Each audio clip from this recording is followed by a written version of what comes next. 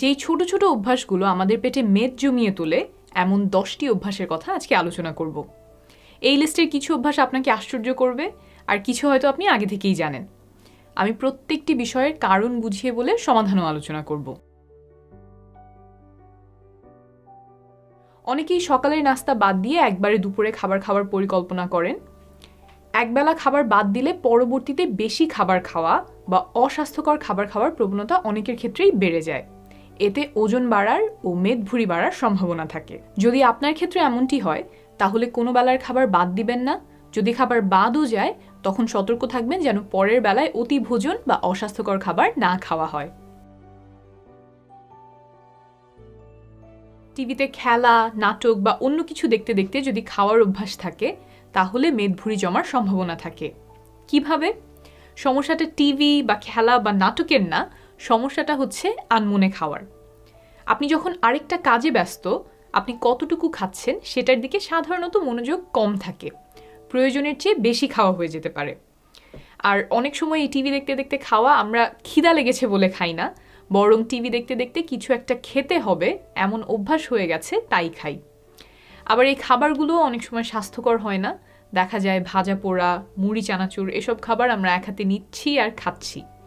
এই যে অস্বাস্থ্যকর খাবার, পরিমাণে বেশি, অতিরিক্ত ক্যালোরি, এইসব কারণে শরীরে চর্বি জমার একটা ক্ষেত্র তৈরি হয়। তাহলে সমাধান হিসেবে কোন কোন সময়ে আপনি আনমনে খাবার খান সেটা খুঁজে বের করবেন।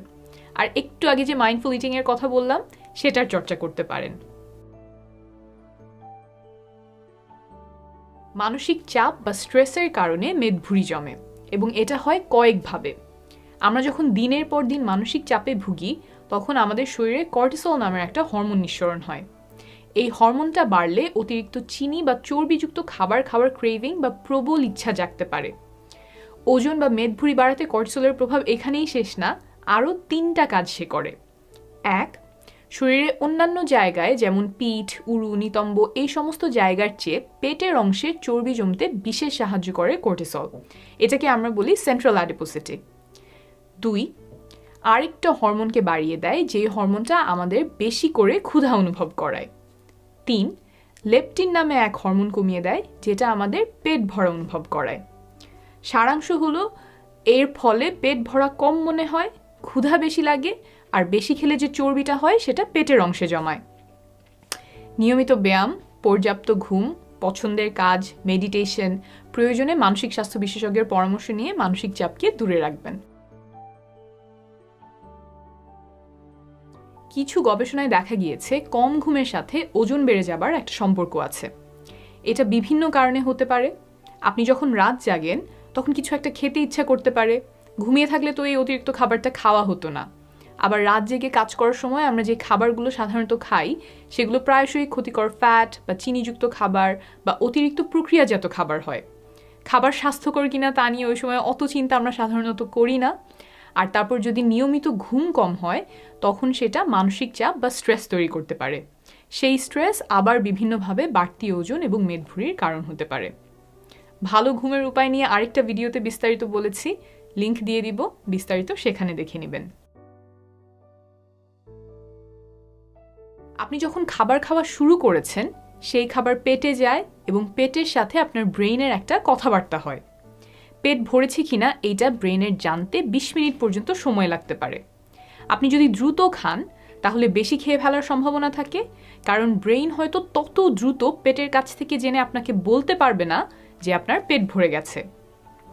সমাধান হচ্ছে ধীরে ধীরে খাবারের প্রতি মনোযোগ দিয়ে খাওয়া, যেটাকে আমরা মাইন্ডফুল ইটিং বলি। আর যদি খুব দ্রুত খেতেই হয় তাহলে একটা নির্দিষ্ট পরিমাণ খাবার নিয়ে সেখানেই খাওয়া শেষ করা। প্লেটটা তো মূল বিষয় না, মূল বিষয় হচ্ছে আপনি পরিমাণে কতটুকু খাচ্ছেন। প্লেটটা বড় হলে সাধারণত খাবার একটু বেশি পরিমাণে নেওয়া হয়, আর আমরা সাধারণত প্লেটে যতটুকু খাবার নেই পুরোটাই শেষ করে উঠতে চাই। হয়তো কিছু বাকি থাকতে আমার মনে হচ্ছে পেট ভরে গেছে, কিন্তু প্লেটে যেহেতু খাবার আছে সেই খাবারটা রেখে আমরা উঠতে চাই না, আর এভাবেই প্রয়োজনের অতিরিক্ত খাওয়া হয়ে যায়। তাই শুরু থেকে যদি প্লেটটা একটু আকারে ছোট হয় বা খাবার নেয়ার সময় আমরা পরিমাণটা খেয়াল রাখি তাহলে প্রয়োজনের অতিরিক্ত খাওয়ার সম্ভাবনা কমবে। দাওয়াত খেতে গেলে আমরা অনেক সময় সৌজন্যবোধ থেকে বেশি খেয়ে ফেলি। প্লেটে কেউ খাবার দিয়ে দিলে সেটা শেষ করে ওঠা কর্তব্য হিসেবে ধরে নেই। আবার বন্ধু বান্ধবের সাথে দেখা হলে পেট ভরা থাকার পরেও কিছু একটা অর্ডার দেয়া হয়। এই অভ্যাসগুলো ওজন বাড়াতে ও মেদভুঁড়ি জমাতে পারে। এই চক্র থেকে বেরিয়ে আসতে হলে সচেতনভাবে সিদ্ধান্ত নেওয়া প্রয়োজন। অতিরিক্ত খাবার শরীরে যে সকল বিরূপ প্রভাব ফেলতে পারে সেটা মাথায় রেখে খাবার খাওয়ার বা না খাওয়ার সিদ্ধান্ত নেবেন। দাওয়াতে আরেকটা প্রচলন হচ্ছে শেষে মিষ্টি জাতীয় খাবার খাওয়া। এই ক্ষেত্রেও খেয়াল রাখবেন যেন অতি ভোজন না হয়। পরিমিত পরিমাণে মিষ্টি জাতীয় খাবার খাবেন। সাদা চাল সাদা আটা তৈরি করার সময় ফাইবার সহ অন্যান্য প্রয়োজনীয় পুষ্টি উপাদান ফেলে দেয়া হয়। ফাইবার আমাদের খাবারকে আস্তে আস্তে হজম করতে সহায়তা করে। ফাইবার ফেলে দেওয়ার কারণে খাবারগুলো দ্রুত হজম হয়, রক্তে ব্লাড সুগারের মাত্রা দ্রুত বেড়ে যায়। বিভিন্ন গবেষণায় দেখা গেছে সাদা চাল সাদা আটার মতো এমন প্রক্রিয়াজাত শস্যদানা বেশি খাওয়ার সাথে মেদভুঁড়ি সম্পর্কযুক্ত। অন্যদিকে লাল চাল বা ঢেকি ছাটা চাল, অনেকে যেটাকে কুড়াকাটা চাল বলেন, তারপর লাল আটা এমন গোটা শস্যদানা বেশি খাওয়ার সাথে মেদভুঁড়ি কম হওয়ার সম্পর্ক দেখা গেছে। তাহলে কি করা যেতে পারে? লাল চাল বা ঢেকি ছাটা চাল খাবেন। আমি দুইটা চাল আপনাদেরকে দেখিয়ে দেই। এইটা সাদা চাল আর এইটা লাল চাল। এই লাল চালের ওপরের পরতটা ফেলে দিয়েই সাদা চাল তৈরি করা হয়েছে। সাথে সাথে অনেকগুলো প্রয়োজনীয় পুষ্টি আমরা হারিয়েছি। আস্তে আস্তে লাল চাল লাল আটা খাওয়ার অভ্যাস গড়ে তুলবেন। প্রথমে ভালো নাও লাগতে পারে, কিন্তু এটা মেদভুঁড়ি কমাতে সাহায্য করবে এবং স্বাস্থ্যের জন্য অনেক উপকার করবে। লো ফ্যাট খাবারে মেদভুঁড়ি হতে পারে, এটা শুনেই আপনার কাছে একটু খটকা লাগতে পারে, কারণ আমরা সাধারণত মনে করি যে লো ফ্যাট খাবার হচ্ছে স্বাস্থ্যকর। এটা সত্য যে লো ফ্যাট খাবার স্বাস্থ্যকর হতে পারে, তবে সব ক্ষেত্রে না। একটু ব্যাখ্যা করলেই বুঝবেন। একটা খাবার যখন লো ফ্যাট করা হয় তখন সেখান থেকে ফ্যাট সরিয়ে বা কমিয়ে ফেললো। এতে খাবারটা অনেকের কাছেই কম সুস্বাদু লাগে। খাবার কম সুস্বাদু হলে তো বিক্রি হবে কম। সুস্বাদু করতে আর বিক্রি বাড়াতে তখন ওই খাবারে অতিরিক্ত চিনি যোগ করে দেওয়া হয়। অতিরিক্ত চিনি অনেক ক্যালোরি যুক্ত করে, অস্বাস্থ্যকর এবং ওজন বাড়ায়। আপনি হয়তো ভাবছেন লো ফ্যাট খাবার খাই তবুও কেন ওজন বাড়ে? এটা কেন হতে পারে তা জেনে গেলেন। এখন লো ফ্যাট খাবার কেনার আগে সেই খাবারে চিনি যোগ করা হয়েছে কিনা দেখে নেবেন।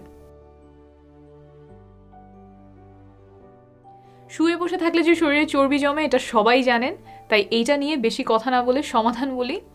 সপ্তাহে 5 দিন মাত্র 30 মিনিট করে দ্রুত হাঁটলেই অনেক উপকার পাবেন। রোগব্যাধির সম্ভাবনা কমবে, শরীরে চর্বির পরিমাণ কমবে।